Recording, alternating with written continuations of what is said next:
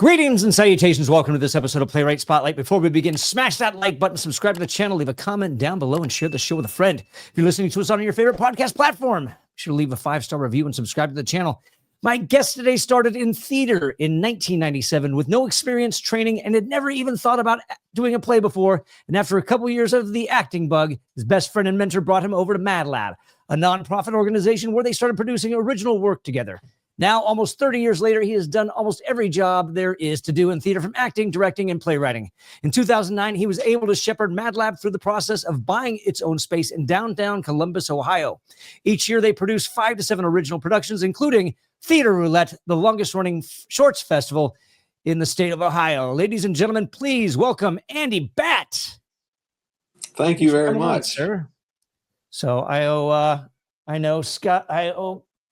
Scott Johnson another thank you for setting this up and a quality interview. So well, we don't know if it's quality yet. We'll use it. I'm sure we'll get there one way or another.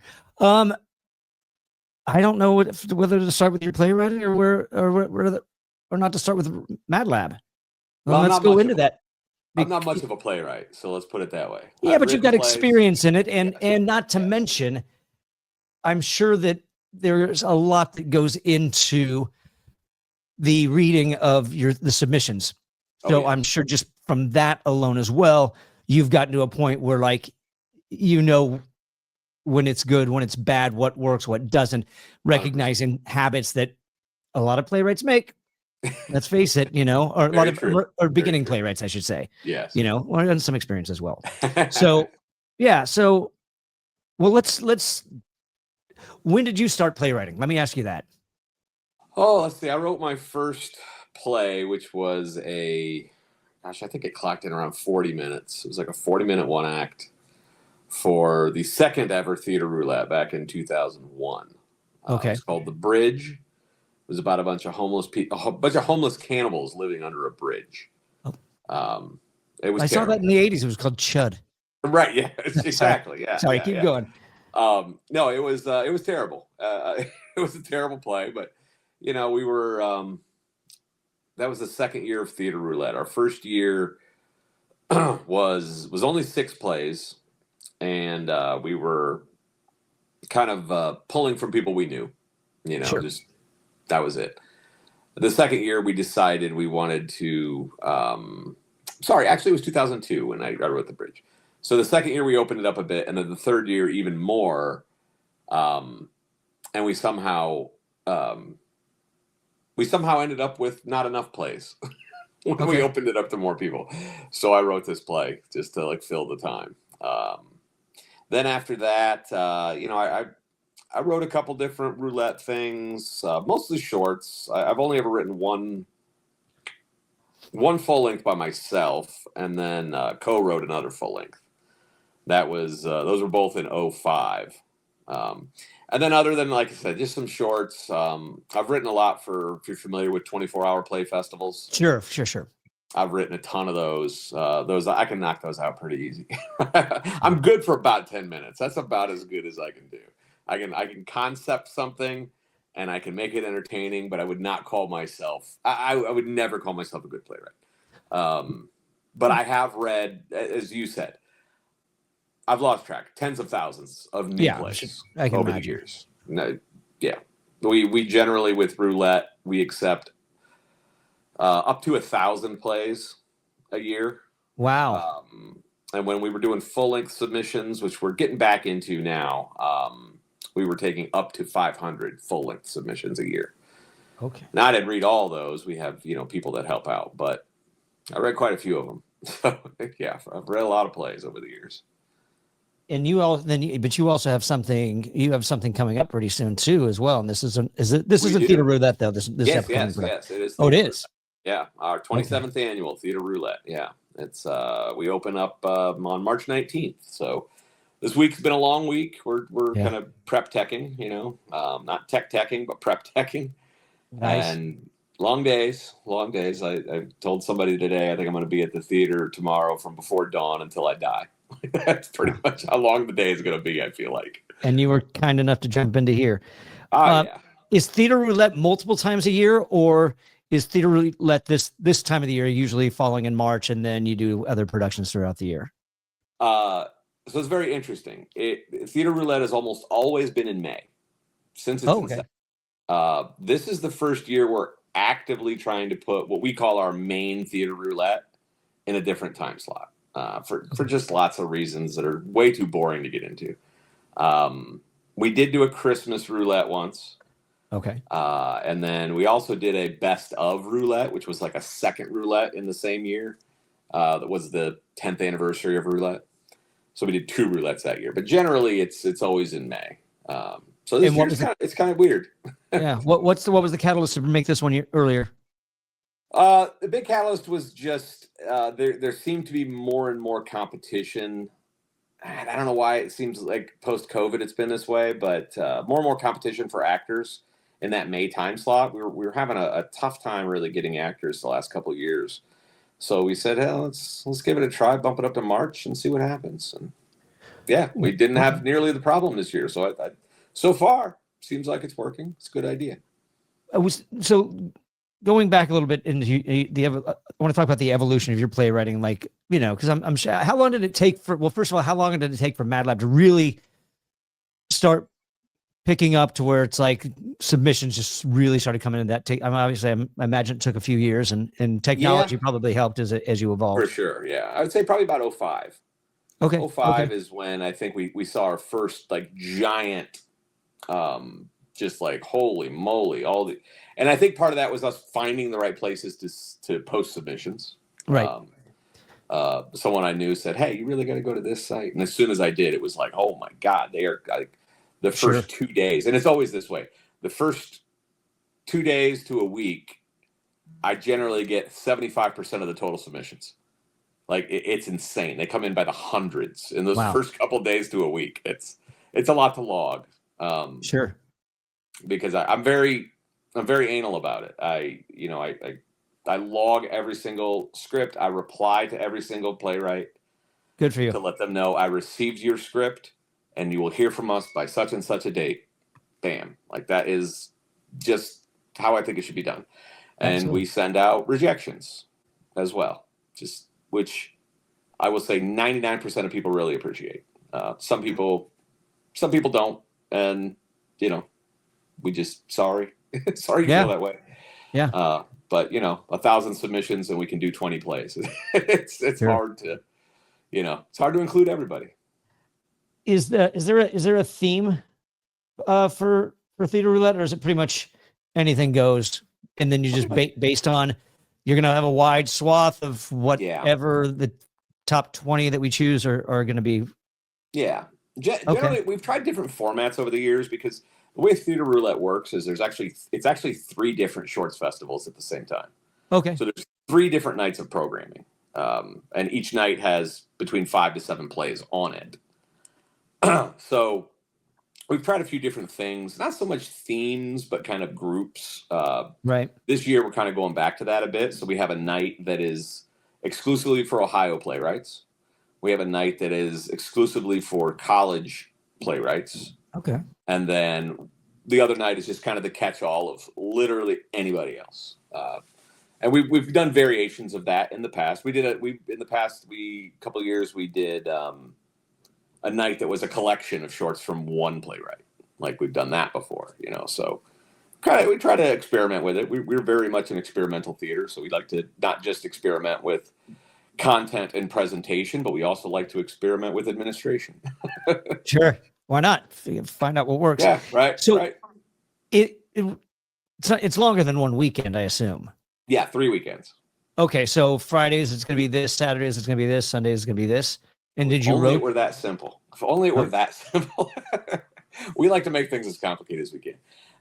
It kind of goes with our roulette wheel theme. So the groups move each night. So if the college playwright night, or let's see, sorry, if the Ohio playwright night is like on opening Friday, right, it moves to Saturday the next week, and then moves to Thursday the next week, And it confuses everybody, and it's probably a stupid idea, but we like it, so we're going to keep doing it. No, I think it makes sense because that way, Fridays don't work for somebody and they're going to miss Right. this particular thing. I can go to this one on Saturday, but this one's going to be playing on Sunday or Thursday this next week. Yeah. I can still catch everything if one particular night doesn't work Right. for me. So I think that's and then the closing Saturday, we actually do them all. We do a block at 2 p.m., a block at 4 p.m., and a block at 8 p.m. So it's just like a marathon day. And we have tons. Last year, we sold out, almost sold out all 3 shows. That's awesome. There were just people that were staying all day. And I'm like, that's insane. That is great. That is great. I mean, so thankful and appreciative, but that's insane. Yeah. I mean, we have the Hollywood Fringe here, and they do like 400 shows like within a month. Oh, yeah. But it's not self-produced. I mean, obviously there's the people who run it, but still, right. I mean, like you're responsible for producing your own play. You get like a 15-minute load in and a 15-minute load out, and it's crazy. We took a play to the New York Fringe once. Okay. Back in 2003, actually. It was actually a lot of, was it 2003? Yeah. There was a big East Coast blackout that year, right? We were just going into our theater and all the lights in the whole East Coast, boom, went out. It was crazy. Wow. But it was a great story. A lot of fun. So I want to go back because I started something and then I went off on my own tangent. So how was the evolution of your playwriting, saying, all right, I'm going to write something this first year, whether that's just because we need more content and we're growing, we got to start somewhere. What were you learning? I'm sure you had already learned some stuff acting and maybe directing at that point. Yeah, for sure. I mean, I was very much, I still consider myself a theater novice at that point. In 2002, I became the managing director of MadLab at the ripe age of 27. And I'm like, I don't know what a managing director does. Like, I have no idea. They were like, you just do all the stuff you're already doing. I was like, okay, cool. So that whole period of time for me was very much an exploration of what do I want to do? What am I good at? What can I get better at? Sure. And I think I've always been good at conceptualizing plays. Expand on that, please. Well, just starting with a premise, right? I think I'm good at coming up with an interesting premise. I'm good at rhythm. I'm not great with the actual dialogue, though. Like, I would say that's where my weakness is. Really? Yeah, I don't think I necessarily write great dialogue. It's not. I often look at my own stuff of the past, and I'm like, if this was submitted to me, I'd throw it on the floor. And that's not me being harsh. It's I'm not a person that thinks of myself as my own worst critic. The stuff I'm good at, I think I'm good at, and the stuff I'm not, I don't think I am. But I explored it for quite a while, and a lot of the plays that I've done, that I've written, were a lot of fun. They were a lot of fun. The full length I co-wrote was actually more than a full length. It was. Do you remember the old Choose Your Own Adventure? Oh, yes. Well, of course. Right, yeah. So my friend Greg McGill and I wrote a play like that, where the audience got to, we had a character that would stop the action, let the audience choose this direction or this direction. And then, so we had 15 different endings for this play, 43 possible, paths it could go. And by the time we were done, I think there was 7 scenes that we never performed. Wow. And it was silly. It wasn't a great play, but it was silly. It was fun, and everybody loved it. Yeah, I remember talking to somebody. Somebody brought something similar up to me in that regard as well. But I mean, how does that make for memorization? You get good actors who know how to memorize lines, which our crew they were pretty good. They were really good. And they were, we were all a lot younger then. That was 2005. We were all a lot younger and just like, yeah, let's do it. This is great. The year before, we had done a production that we called Cliffhangers: The 7 Deadly Sins, and it was 8 full-length plays in 8 consecutive weeks, and each play was modeled around one of the 7 deadly sins, and the story would actually end in a cliffhanger and pick up the next week. Though more than a cliffhanger, we kind of set stuff up more like Easter eggs, because we didn't want to make people think, oh, you got to come to all 8. Nobody's going to do that, right? So it was like, but if you do come to multiples, you'll see tie-ins to this play you saw 2 weeks ago, and da-da-da-da-da. So yeah, we were doing absolutely bonkers things back then. And who was the playwright you did this with? So the Choose Your Own Adventure thing, that was a guy named Greg McGill. And then the Cliffhangers was several of us. Like we each like wrote our own full length for that. I wrote The Sin of Pride. You know, my best friend and mentor Chris Lane, he wrote I think 2 or 3 of them. It was his brainchild, this whole thing. So yeah, because both of those both of those concepts, I swear, have been mentioned, and then I'm like, did I have one of these guys on?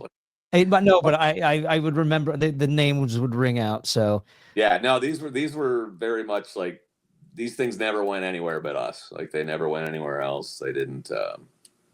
Yeah. No, I just had, and the reason why I say that is because I just had I think a Dayton playwright on like a week or two, like a couple episodes ago. Oh yeah. So now we're in Columbus, and I already had Cleveland playwright on. Who is the Dayton playwright? I don't remember, and that's embarrassing for me because you know. I know we have a couple Dayton playwrights in Roulette for that's opening in a couple weeks. I was just wondering if maybe it was one of them. Yeah, I'd have to. Yeah, that's all right. So Chris Lane, your friend and mentor, he already had MadLab going. So MadLab was actually founded by 2 guys named Eric Myers and Dan O'Reilly. They founded it back in '95, and MadLab was very like a lot of theaters. It didn't have a home. You know, they were kind of doing plays wherever they could. Very experimental stuff, like really off the wall stuff. And Chris Lane had kind of mentored me through just like a bit of community theater where he was working here, working that. He'd call me every few months because even as a novice actor, I've always been good with voices and accents. And he's like, "Hey, I need someone to play like 6 parts. Can you come in?" I'm like, "Yeah, whatever." But I really hadn't caught the bug that much. I was like, I was working 70 hours a week at a day job. And I'm like, I don't have time for this. You know, this is all silly. But then Chris had a sketch comedy troupe called Full Frontal Nudity. And they ended up going over to rent MadLab to do a show. MadLab had opened its own space in '99, leased a space. And Chris went over to just rent it there. And Chris and one of the co-founders, Eric, they really hit it off. And MadLab kind of became Full Frontal Nudity's home. And that's kind of when he brought me over as well. And he was like, "Hey, you want to work in our sketch troupe too?" And I was like, "Yeah, that sounds like fun." And then we started doing improv comedy, which is, you know, I've been doing that since '99 now. You know, it's love improv. It's a lot of fun. Long form or short form? All of it. Okay. All of it. Experimental, long form, short form. You know, this could be a whole other podcast of me talking about improv. Yeah, that's when I really started getting into original work. And it was that very next year was the very first Theater Roulette. I was in that up through 2015. I think I was the only actor to have acted in every single Theater Roulette, which was a big point of pride for me. Is Eric still involved? Eric is. He moved to San Francisco in 2001 and just came back during COVID. So he was gone for quite a while, but now he's back. He's the executive director. I'm technically the producing director, I think is my title. Okay, well, back because I wasn't sure if it was yours and Chris's, and they just kind of handed it off to you guys. You know, Chris had a few titles over the years. He was artistic director for a while, producing director, yada yada. Chris actually passed on in 2013. I'm sorry to hear that. Yeah, it was was actually I think we were a week away from opening Theater Roulette at the time, which was. You know, it was quite traumatic for everybody involved. Sure. You know, it was a company project, and you know, he was just, you know, he was never the founder or really the guy totally in charge, but he was the heart and soul of all of us. Like he just brought so many of us together, and by day he was a social worker, so you know, he just touched so many people that way. Was he there? Was he still around when you guys got the actual your own space that you weren't renting? No.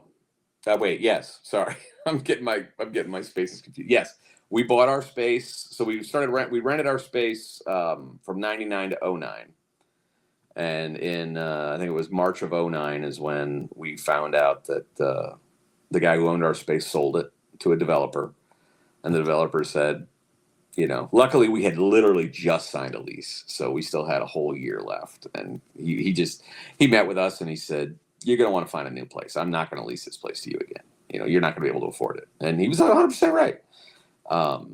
So we started looking, and it may not seem like it's a lucky thing, but I got laid off from my job at the time, my day job at the time. So I had a ton of time, and myself and my ex-wife, really, we worked hard to try to find a space. Then once we found a space, it was, let's find some financing. And that was right after the housing crisis, right? So banks don't want to give loans, and they certainly don't want to give loans to nonprofit theaters, right? But we were very fortunate. Aforementioned Greg McGill, his parents stepped up to essentially co-sign for the loan. They basically guaranteed it. If we default, they would take care of it. And that was just so gracious of them. Yeah. Sure. But they knew we'd never run in the black. Being a small independent start, we've never not run in the black. I'm sorry. Always been very responsible with our money. So then in 2010 to end of '09, early 2010, we renovated this old garage, and we just turned it into a theater, and that was that. It's kind of crazy. Like, it doesn't. Are we make talking sense like to me. automotive garage? So or are we talking like residential garage? Oh no, it's how big is the building? Is it 5,000 square feet, 6,000? Okay, so like good size. Yeah, it's not huge, but it's big enough. It was being used. Half of it was a detailing shop, and then the other half was just storage for the lawyer that owned the building. It was just files, right? Just files upon files upon files. And there was no bathrooms. We stripped that building down to nothing but the walls, the floor, and the roof, and built everything. Like, it was crazy. It was a crazy 3 months. How big was the market in Columbus as far as theaters go, like live theater? Yeah, it's an interesting question. And there's a reason behind it. I'll expand on it. There are a lot of theaters in Columbus. There are quite a few. There's not a lot of spaces. And that's why I ask. Yeah. Not a lot of like what you would call, and this is not me disparaging like little places where people do shows. I think you can do a show wherever you can do. But when you want to talk about like a legitimate theater space, so like, legit things where you could do things with lighting and sets and that kind of thing. In the affordable range, there's like 2 or 3. When you say affordable, you're talking about like a nightly rental, or are we talking about? Yeah. Like, so if you're a nomadic troupe, you don't have a home. Right. We MadLab rents to I don't know 15 different groups a year. Like, we do more. We host more shows from other people than we do our own shows. Do you mind me asking what you guys charge? It's varied a lot. I think we're around. That's more Eric's thing, but I think we're around between $800 and $1,000 a week now. A weekend or just or actual week? That's a week, yeah. Really? Yeah. Which is phenomenally reasonable. Yeah, we think so. Yeah. And then and I think we're still the cheapest in town. Okay. But so the reason why there's a few reasons why I'll get into this, and we can unpack. This can go into the self-producing aspect or whatever you want in that regard, or smaller markets, if you will. I say that because I started my production company. I was debating on whether or not to go to a nonprofit, and there was a theater producer here who had a nonprofit. His name's Lee Walkner, and he had a moving arts, and they would do like a series of car plays where it's like you'd get in one car, you'd watch the play that's going on in front of you, or maybe in the backseat, I don't know. And then move on to the next car when that's over, and you'd kind of move down. But we had a conversation because I was debating, like I said, his was nonprofit, and he's like, the first thing he said to me is like, why would you want to give control over your business? I'm like, okay, that makes sense, And then the other one was we talked about, I'm in LA. And he's like, maybe you look at smaller markets. And he told me a story. I think they were in Little Rock, Arkansas, him and a friend. And he basically told me, he's like, you find there's a lot of government buildings owned by the city that are vacant, that they're willing to part with for pennies on the dollar. You just got to take care of, I don't even know what was even the taxes, because their concept is if you bring a business in like theater, there's going to be other businesses that are going to well, there's a theater here. They might need coffee. They might need a restaurant. And then all of a sudden you notice that things start expanding. Yeah. So, I of course, I've been in LA for 26 years now as of March 1st. And so I'm not looking to go into smaller markets, but I bring it up because I don't think that people realize that it's not impossible and it's not unaccessible. I hate to use the phrase over and over in these episodes, so I apologize, guys. I think nowadays it's certain things are a lot more accessible than people realize they are. And I think that they have to get beyond the gatekeepers are thinking that somebody has to give them permission to do what they want to do. They can do it. And that goes into casting yourself, like getting the rights to a play that you've always wanted to do and casting yourself. Sure. And finding a director to direct you and, and produce it yourself and go from there. And then the other thing was, and that's why I asked about what you rent, is because we were here. We had a small space, the Actors Workout Studio, where we did all 7 years of Play Noir. They and this was a discount rate of $675 a weekend. Yeah. And that was a Friday, Saturday, Sunday run. Yeah. We didn't get any. We got one night of tech. Yeah. Which we usually had to do at 11 o'clock at night. That's rough. Yeah, because in LA, every theater's renting to acting classes. Sure. And I don't know if you guys have that same issue or. Not really. We do have situations like that sometimes where it's like somebody just really wants to rent, right? They're like, because we book up a year in advance. Like we are booked, right? So somebody comes to us and they're like, hey, I want to do a show in September. And we're like, we don't have any space. They're like, well, I'd do late night. And we're like, okay, if you want to do late night, but you're going to have to come in after, if you want to have a tech rehearsal, that's going to be late night as well, because another show's teching, right? So, but like it's not something we push people to do, but if that's what they want to do, we'll let them do it. There's something about those late night that become, if you've done it over and over again every year, those kind of become the special night where it's like, something about this moment I love. I did a late night dramatic improv show. It was dramatic improv, which is really, really hit or miss, mostly miss, right? It's because it's not what people expect.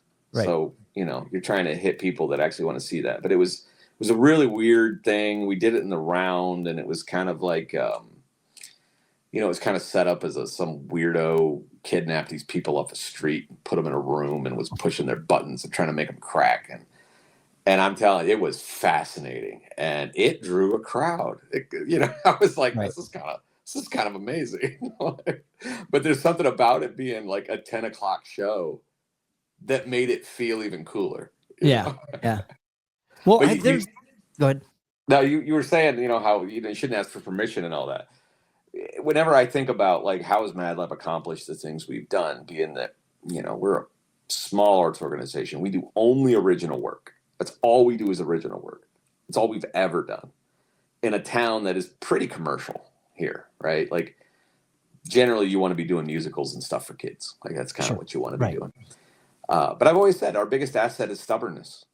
That's just like, no matter how much people have told us to go away, no matter how much over the years, it seems like, we felt like the little sister here. We're just like, whatever. We're getting by. We're making it work, Right. Just so I'm clear, because I don't want to conflate or. So is MadLab the theater company or is that the venue? It's both. It's another big point of confusion. No, not at all. And the reason why I'm asking that is because you say you only do original work. So you're requesting. Our production company only. Your production company only does original work. But the people that you rent to Okay, you don't require that. That's why I was asking if No. that's the venue. And when No, you say no. MadLab, It's a good question. It's a good question. perfect. We have Okay. talked several times about changing it, but it's like, if we wanted to change it, we would really want to change the name of the venue, not the company. And Right. there's already a sign on the side of the building. That's a lot of money. Yeah, it is. So, I'm sure the opportunity will present itself at some point. We'll figure it out. So the submission process for you guys, what does that entail? Obviously, you do a call for submissions. Yeah. Mostly, it kind of depends on. Well, but actually, let me do this. Yeah. Let me interrupt real quick, and so you've got theater roulette, and those are shorts. Mm-hmm. And then, so what are the different outside? I'm not talking theater roulette. What are the different? What's the word I want to use? Seasons, I guess. Yeah. So it's like, okay, like this is when we do our full length, where we take Right. full length submissions. Yeah. And we might give something an original, Yeah. maybe a 3-week run.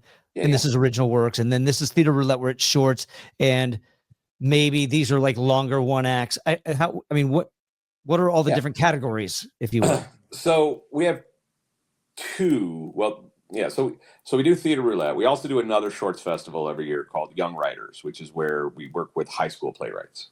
So that's very niche, very specific. One more time. What is that again? It's called the Young Writers Short Play Festival. Okay. And that is just for local area high schoolers. Okay.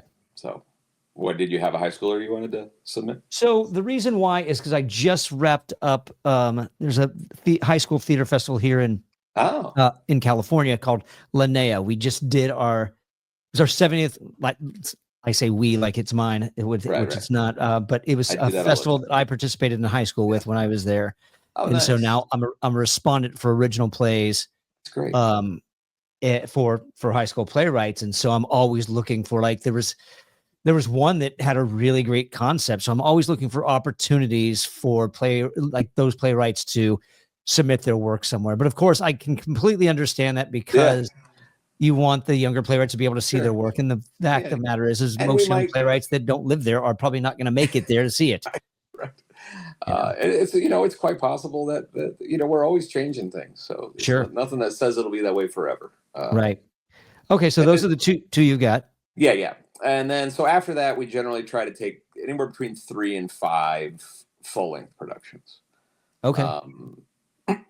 Usually that is a full length play. In the past, we have done like maybe 2 long one acts from the same playwright. We have done collections of short, like a whole night of shorts from one playwright. Mark Harvey Levine, I'm sure. Yep. You know Mark. He's been on. Yeah. Mark's fairly ubiquitous in these circles. So we actually just reproduced his collection, Cab Fare for the Common Man. We just did that in December, which is a big hit. It's just, he's Mark. He's great. Yeah. So yeah, we generally look in between 3 to 5 other plays. And it kind of, we haven't put out a call for submission for full lengths in a bit. And part of that's just circumstance. Sure.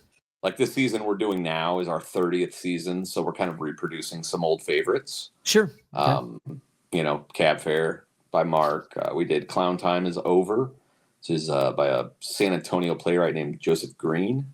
Okay. And then in May of this year, we're doing a play called Memory Fragments by Washington State. I think he's in Washington State. Sam Wallen. Okay. But these were all plays we've done in the past, so we weren't calling for submissions. And then going into next season, we kind of had a handful of plays sitting around that people had just been like, "Hey, will you take a look at this? Will you take a look?" We kind of set those aside, when we're not actively calling for submissions. We just kind of hold them for a bit. Sure. And then when we read them, we're just like, "Do we have enough for a season here? Great, let's do that," instead of asking for 500 plays to read. Sure, and that's what I was going to ask. When it came to the full lengths, do you do separate calls for submissions? Say, this is when we're doing it. We're going to plug this into the season next year. Yes, absolutely. Okay. We will put all of it in our submission guidelines. We'll generally have We'll generally have 3 different submission guidelines going: one for roulette, one for young writers, and one for full lengths. But we try to make them very clear. Like, submissions are currently closed. Like, don't just send us on unsolicited scripts. Okay. I just like people send us unsolicited. They get lost in the wash. And, Sure. and I don't want someone hanging out there going, "Hey, have you read my play yet?" It's like, Right. no, I haven't, because I'm not in play reading mode right now. Yeah. But I definitely got to like lock in for that. Just like plow through 100+ plays. I gotta dig in for that. So what's the submission process when you guys do your call for submissions? What's that look like? So we'll generally put a post out on a lot of the more common Playwright Exchange, New York Playwrights. I don't remember all of them off the top of my head, but do you use Play Submission Helper? Yes, or Okay. I have in the past. I don't think. Okay, I did sure. most recently, but yes, yeah, absolutely familiar with that. I'll say. So yeah, then you send the plays to me. I email you back. I'll let you know one way or the other. But we generally put all of our guidelines in there. Just like, this is what we're looking for. If it's theater roulette, it's like, hey, we're no longer than 15 minutes. We're doing shorts. We're not doing long one acts. And something tells me you still get them, don't you? Oh yeah. Oh yeah. We'll get into that in a second. Yeah. And then with the full lengths, we're a little more. And this is so hard, but we're a little more picky about theme. And even though we're not asking for a specific theme, it's just we want something that's a little weird. We want something that's a little different. We don't want a relationship drama parlor play. Like, that's just not us. So, do you have an example of that?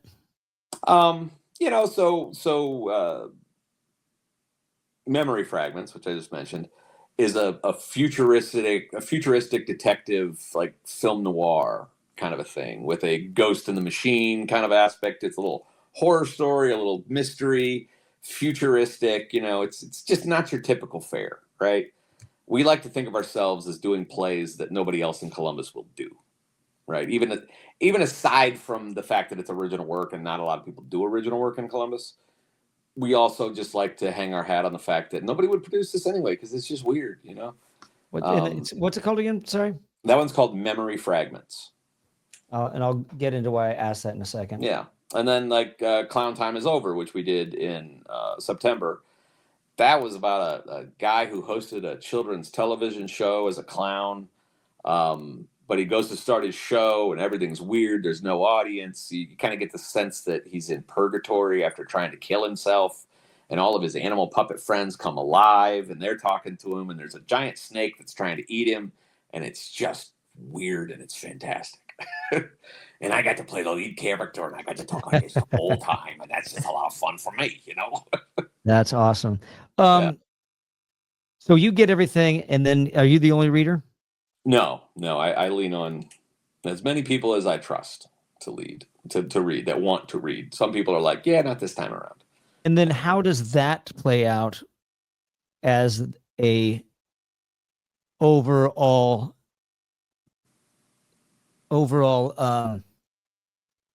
decision-making voice? Yeah.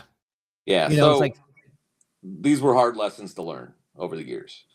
We used to have a fairly large reading committee because we had so many plays. And, to be frank, some people just weren't that good at it. Right. And then we'd all get together and we'd fight it out and vote. And this was more for theater roulette. And what we ended up with was a bunch of really boring theater roulettes, because people will vote for the thing they hate the least more than they'll vote for the thing they love the most. Right? It's just like politics. You're not really gonna vote your heart. You're gonna vote against what you hate. And what we ended up with was like a bunch of plays that weren't really dynamic. They were just middle of the road. It's why the Ford Taurus sold so well for so many years.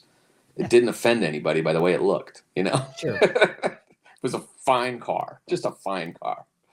Now you got the Toyota Corolla. It's a fine car. It's a good car, but it doesn't turn heads, right? It doesn't make anybody go, ooh, look at that, and that's sure. I feel like that's what you want out of a play, right? You want, right. So the way we do it now is you know, I send it out to the people I trust that I feel like are good readers. They take a look at it. They'll, however many they get to read, whether it's 10, whether it's 50, however many it is. And they mark the ones that they think are good enough. They're like, Andy, you need to take a look at this. Okay. And then I read everything that people pass on to me. I will read them all at that point. And then when it comes to roulette, it's myself, one of my longtime collaborators, Amanda Bauer. She's one of the directors, has been working with me on roulette for years. So she and I and Eric we will read all the finalists, and then we will decide collectively from there what we're gonna do. As far as the full lengths go, it's pretty much Eric and I. We make those decisions. Sure. Okay. So if that's the case, and you're kind of like divvying out plays, do the rejection letters still, or the acceptance and rejection letters, they still all fall on you? Yes. Yes. Okay. And do you require that everybody read everything all the way through? No, I do not. I don't even do that. When it comes to a full length, I will tell you my process. This is probably like, I probably shouldn't, but I'll tell you my process. Well, I think the honesty is like it might make people like. Yeah. I read the first, depending on the formatting and all that, I'll read the first 15 to 20 pages. And if it's something I'm just loving it already, I'll just keep reading. I just boom, boom, boom. I just keep reading. If it's something I'm like, you know, I don't love it, but there's something here, I will jump ahead 20 pages. And if I feel like I still understand what's going on, I toss it. I'm done. If nothing happened in 20 pages that makes me want to go back and read what happened in those 20 pages, that's not a good play. It's just not a good play. It's not happening, right? And yeah, sometimes I'll get through that first 20 and I'm like, no, this is just not, and I'll toss it, you know. And I hate doing that. When I first started doing this, I was like, nope, I'm reading every play front to back. That's it. That's me. I still do it. I can't do it with as many as we get. I can't do it. Yeah. And, fair enough. And I feel bad about it. I legitimately feel bad about it. But you know, there are things. You know, there's just some factors you got to take into it. You know. Do you? Is it your? I'm not going to use. I don't want to say form. Yeah. It's not a form letter. Your rejection letters. Do you just like, hey, sorry, we don't. You know, our choices have been made. This is it. You don't give reasons or anything like that, do you? No. Nope. Okay. All right. Is it individualized or is it a form? It's a form. It's just a mass email. It's just a boom. Here you go. Oh. Yeah. It's just a big email. It's like when we got fewer submissions, I used to personalize everything a little bit more. And I'm sure there are programs that would allow me to do that better. You might have to teach me the way, because I'm still, I don't know. I'm still old school where it's like I respond to everything individually. Whether that's acceptance or rejection. Good for you. You know, all the acceptances, they get responded to individually. Okay. Because I like, as soon as they come in, boom, I send one right back out. Well, I shouldn't say acceptance. I meant like received. I should say. No, that's what I mean too. Sorry, okay. That's what I mean too. When a play gets submitted to me, I try to immediately respond back and be like, "Thank you for your submission. We will let you know about our decisions by February 1st or whatever the date is." Right? Yeah. So I try to do that. I have had people come back after the rejections and ask for, like, "Oh, what didn't you like about it?" And da da da da da. And unless it's somebody that I actually have a relationship with, that I know, I don't like to get into those conversations, because so much of it is subjective. You know, I don't feel like I'm in a place to tell a playwright how to write their play better. You know? Yeah, no, I because it might not even be about better. It could just be about not my taste, you know? Well, it could also be about not following directions. I don't ever eliminate people for that. Some people do. That's no, what I mean. Yeah. And that's why I'll get into memory fragments in a second, but yeah. And I don't know if I kind of briefly mentioned this. So I'm bringing it back. I'm just really behind because of the venue that I'm in, but I did 7 seasons of Play Noir. It's all film noir styled 1-act plays. Oh, great. Yeah. Cool. You know, and so do a call for submissions. We've got up to 255 submissions. It's Yeah. it's a niche genre, which I'm sure you know. But I can't tell you. I mean, we lay it out. I laid out the guidelines. This is what we're looking for. Maltese Falcon, Third Man, the Big Sleep, more often than not, I think there's always playwrights that are like, oh, my writing's so good, they're going to like it anyways. They're going to accept it. Sure. And then, so I'll sit back and I'm like, look, hey, thanks for your submission, but I really recommend you familiarize yourself with the genre. It's a lot of fun. It'll challenge you, and just go through, because just more often than not, they just don't pay it. That's what I mean by directions. Or maybe I should say totally. I should have phrased it guidelines. Yeah. And I totally get that. We generally don't have things that are too stringent like that, because we're generally not looking for, and like I said, it's a little unfair, because I'm like, just give me something that's weird. Give me something that's off the wall. What the hell does that mean? What the hell does that mean? But it's hard to define. It's very hard to define. Now, if it's something goes over the length, then that's a clear. It's like, nah, sure. I can't. I'm looking for a 10-minute play, and I open up a 47-page. It's like, nah, I'm not even reading the title. It's like, but I think some people, it's legitimately a mistake. Like, either they just missed it, they missed they didn't read the thing fully, whatever. I try to give people the benefit of the doubt, Okay, fair enough. Now, you said you're not a stickler about something. You don't hold certain things, but you mentioned you take a look at format. I notice the format. I don't. Okay. I don't discriminate because of the format. Okay, but definitely I pay attention to it, because the format, page number is not everything. Yeah. Right. Page number is directly related to format. So if you're writing in single spaced text, sure, a 120-page single spaced play is going to be a long play. Yeah. One year for Play Noir, we did it was a 13-page play. Yeah. From 4 different characters' perspective of how this story went. Oh, nice. But it was all monologues, and there were a couple little exchanges, in actual scenes. Yeah. That ran 30 freaking minutes, because monologues don't run like scenes do.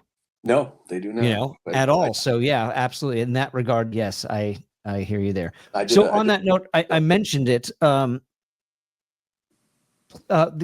What do you find that in your when you get submissions, what do you find are the biggest mistakes playwrights make? That's a great question. And that can be in their writing, that could be in their introductory. I say introductory email, I should say. Yeah. You're probably not requesting like artist statements and stuff like that. No. I will often ask for a synopsis,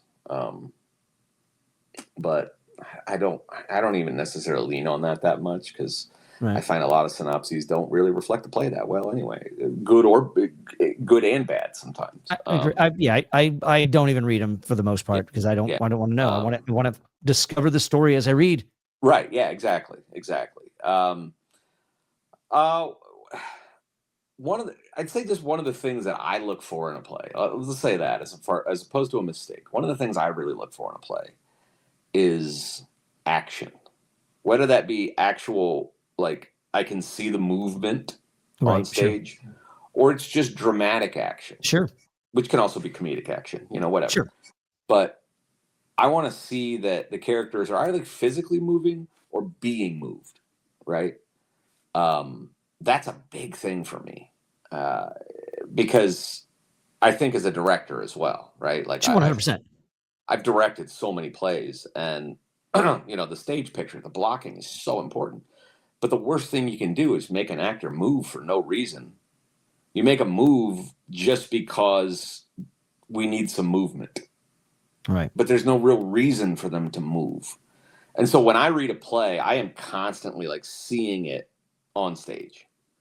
Likewise. So that is a huge thing for me, because if you don't have very specific and reasoned movement written into the stage directions, something like that, or I don't see the dramatic action and connection or disconnection between the characters that would cause movement, it's hard for me to picture it on stage. that's hard. That's a really hard play for me to picture on stage. So when you talk about that physical action, what do you like? I mean, how specific do you want it? I don't necessarily need it that specific. I just Okay. want to. Like I said, I either need to feel that there is something dramatic enough happening that could cause movement. It doesn't even have to be written into the stage directions. Okay. Or when I read a stage direction, I'm like, that stage direction makes sense with what's going on in the scene. Okay. And that stage correction could be turns back on scene partner. It could be does a somersault for whatever. You know, you could go crazy with it. It could go big. It could be small. I just got to know there's something that's driving some physical action. Right. So that's a big thing for me. The other big thing is stakes. And it's like Yes. it's such a basic playwriting thing. But like, you know, I'll get halfway through a play and I'm just like, you know, I like this dialogue, but I don't see any stakes in this play yet. You know, no, today's the day, which is what my guy Chris was the first thing that told me. He said every good play, movie, book is today's the day. Why is today the day? Why do I want to watch this play? What is so important about what's happening right now as opposed to yesterday, right? The only exception to that, of course, is Waiting for Godot, which, you know, it's just special. It's just special.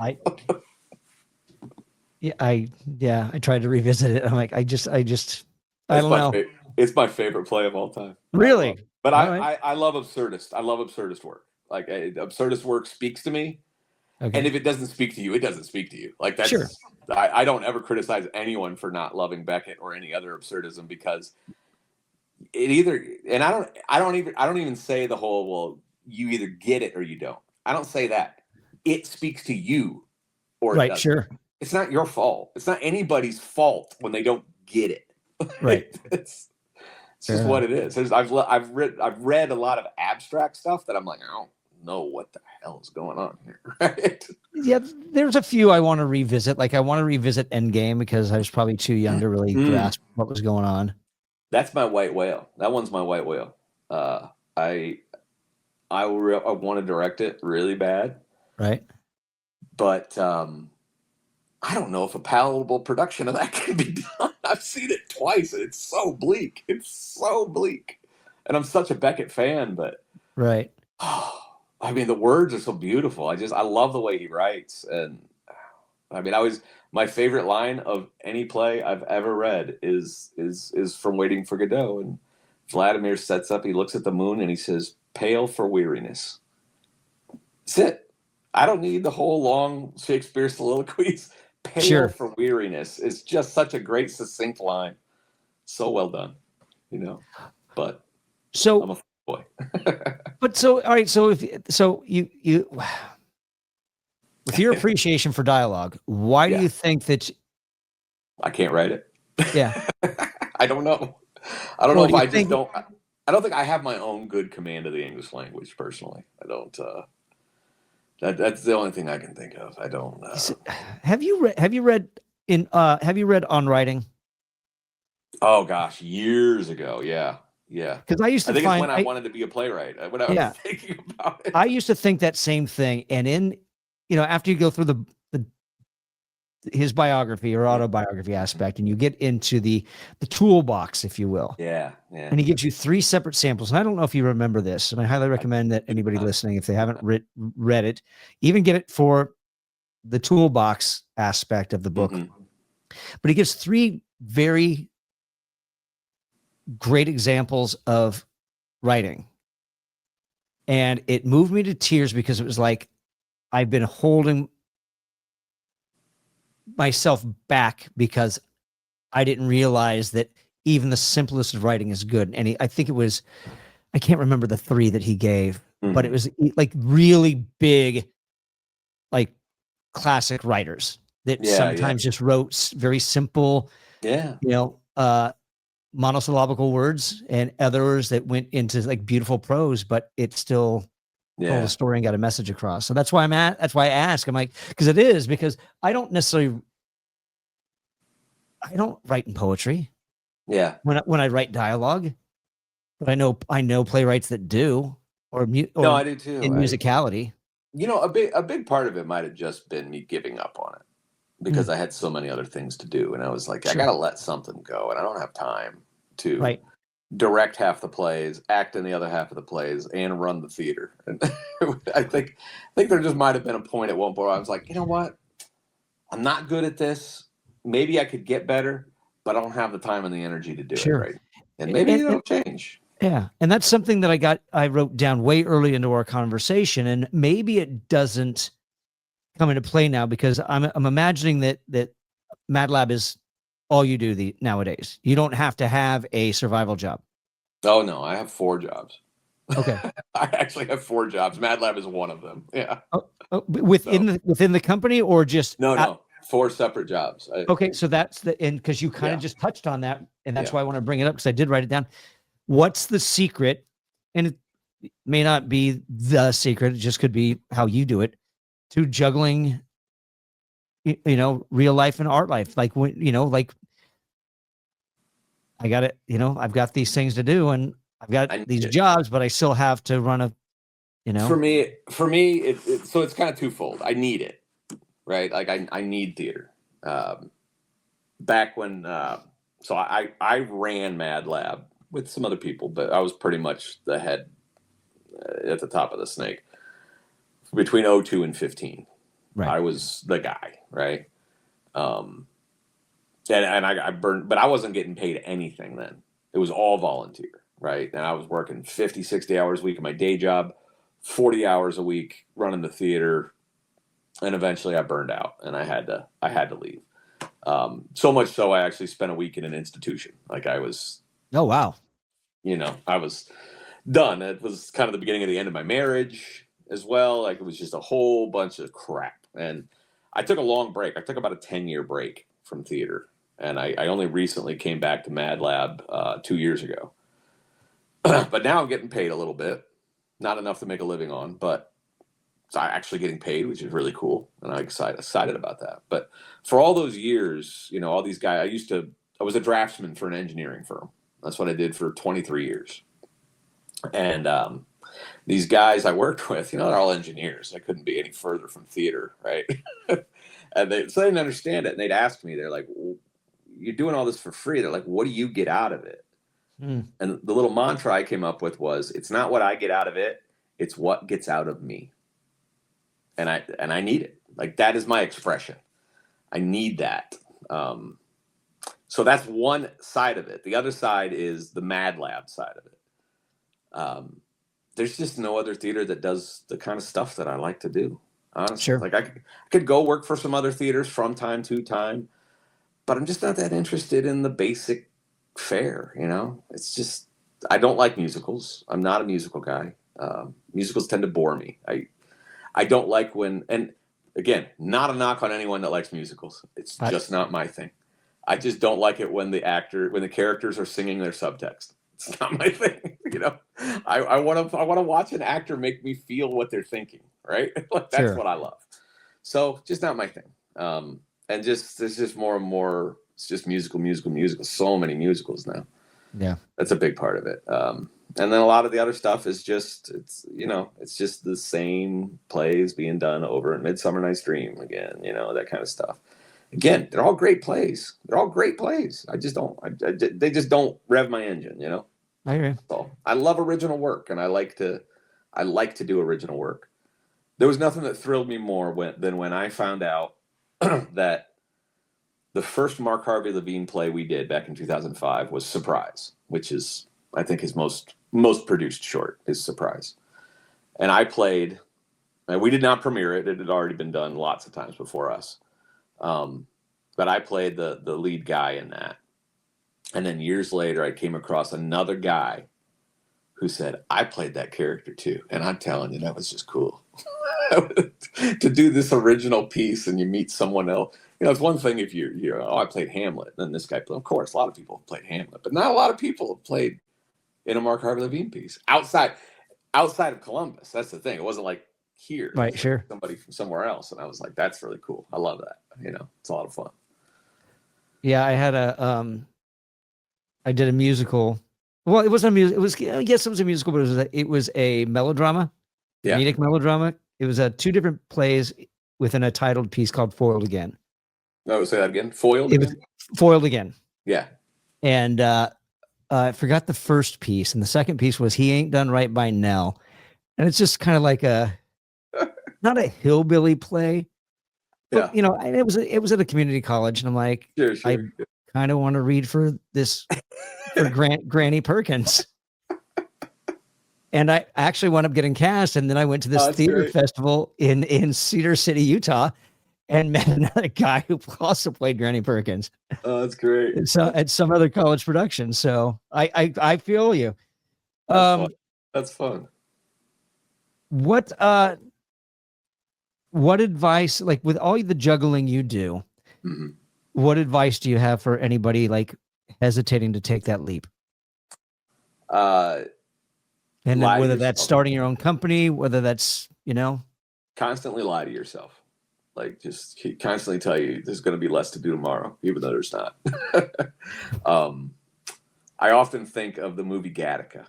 Have you ever seen Gattaca? I think about it all the time. I have a dear friend. I want to make watch it because he's one of my never top seen 10 movies. I love Gattaca, and I think especially as we move into the future, it's becoming more and more poignant.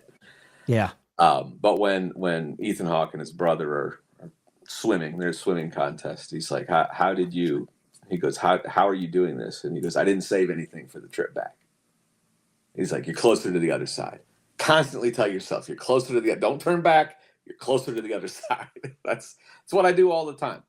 And I was literally having a conversation with Eric today. I was like, look, there's never an end to what we're doing, and it never gets easier. We just got to always remember that there's never an end, and it never gets easier. And if you can't put yourself in that mindset just right out of the gate, you're in trouble. Yeah. You're in trouble. Because it's going to be a never ending flow of work. You never win, right? There's no like top of the mountain. You're just producing the next season. That's all you're doing. But if you don't love it, you're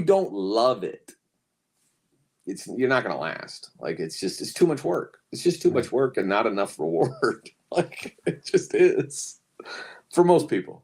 Yeah. My guess is, go ahead. But I will tell you this, like very recently, last November, this is the reward, right? And you don't know this going in, but sometimes it happens and you're like, wow, this is the payoff for what we did. Last November, our local arts council here, the Greater Columbus Arts Council, which has always been a tremendous supporter of us. They've always been fantastic to us.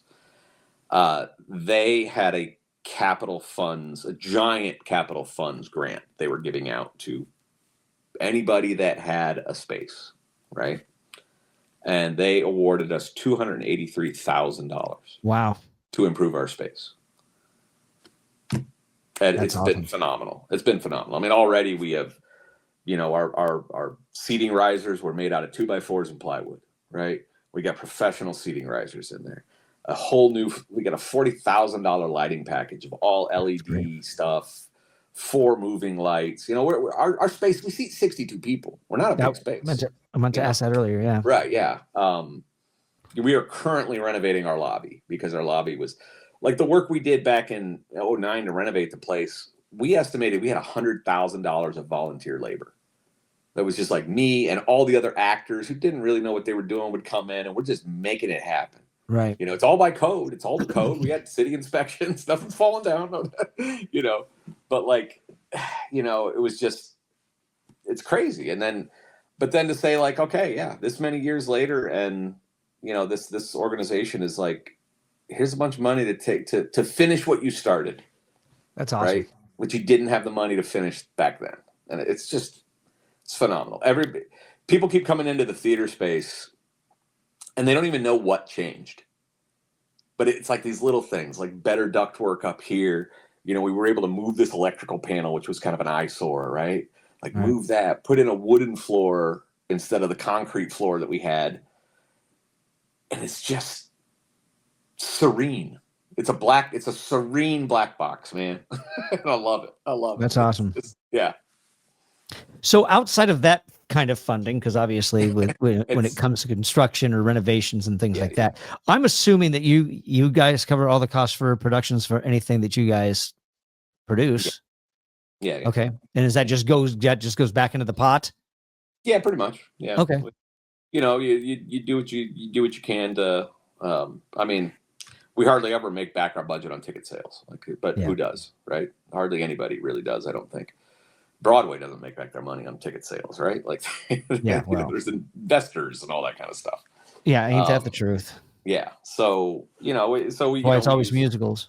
right. Yeah. So you take some money from grants, you take some money from donations, and you work that into your budget. And our budgets are pretty small, honestly. Like, we don't.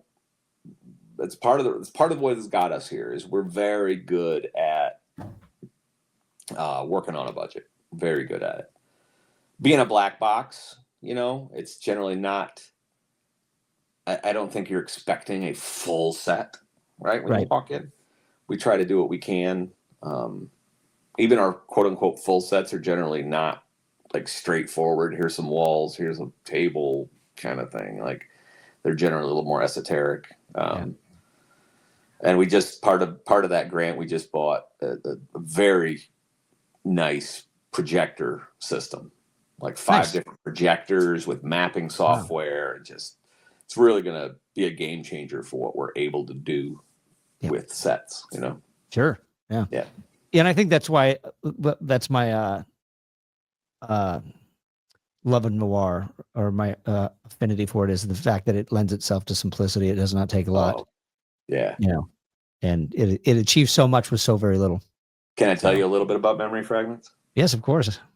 So I really love this, and this is all the brainchild of our then, when we did this in 2014, our then technical director, Brendan Mickna, guy bailed us out. So the whole concept of this play is that it's in the future. People have memory stacks in their heads, right? Like sci-fi, very stuff. And this guy gets murdered in the real world. But everybody in this future kind of really interacts in the virtual world, right? You go home, you jack in, and whatever. But this guy, and so as a detective, you would just go download this guy's memories and see who killed him. And boom, it's no mystery. But when this detective catches this case, he sees that this guy's memory stack is all messed up and all his memories are fragmented, hence the title. So most of the play really takes place in the virtual world, right? But then he watches these memory fragments. And, the original concept was just like, well, one side of the stage would represent the virtual world, one side would represent memory fragments. Right. And I'm like, man, I don't like that at all. I just, that's not cool. And I don't like it. And I had this weird idea of putting the memory fragments, having the actors like in our back room performing the scenes live, but then we live feed them onto a projector. Interesting. On stage, right? And we tested it out like 2 weeks before our tech started, and it was terrible. I was like, God, this sucks. I was so upset. I really thought it was going to be cool, and I was like, this is terrible. It's just sucking the life out of the play. And so my boy Brendan came up with this incredible idea that just made the play sing. We built all the back walls of the set out of basically black scrim fabric. So when you lit them from the front, you couldn't see anything. But when you lit them from the back, you could actually see through it. Oh. So we put the memory fragments back behind those scrims, and then the virtual world was just regular on stage. And it was such a cool effect. Like, just like kind of, it looked a little hazy, but you could still see everything. So awesome. It was amazing. And people were just like talking about it forever. And that's awesome. Yeah.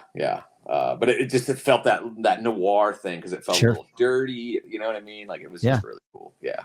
And that's another piece that you bring back occasionally?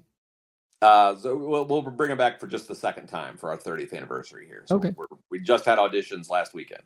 Oh, nice. And I think the casting just got completed today. So good. Congrats. Yeah. Onward and upward. I probably already know the answer to this. I'm going to ask it anyways. And outside of MadLab and memory fragments, what are you working on right now? Oh, let's see. Gosh, what am I working on right now? Well, today, one of my other jobs, I was delivering knives to restaurants. Hence my Band-Aids on my fingers. I thought I saw that. Yeah. Kind of right now, it is all theater roulette right now. Like, okay. That's kind of what it is. Like I said, I'm gonna be there all day tomorrow. Friday is one of my other jobs. I help run a company that does restaurant tours around Columbus, which is a really cool job, called Columbus Food Adventures, and it's awesome. It's a great job, great people. So yeah, I get to mess around with restaurants, which is another pretty cool area, I think. Nice. Theater and restaurants. And where can people find your work? My work besides MadLab.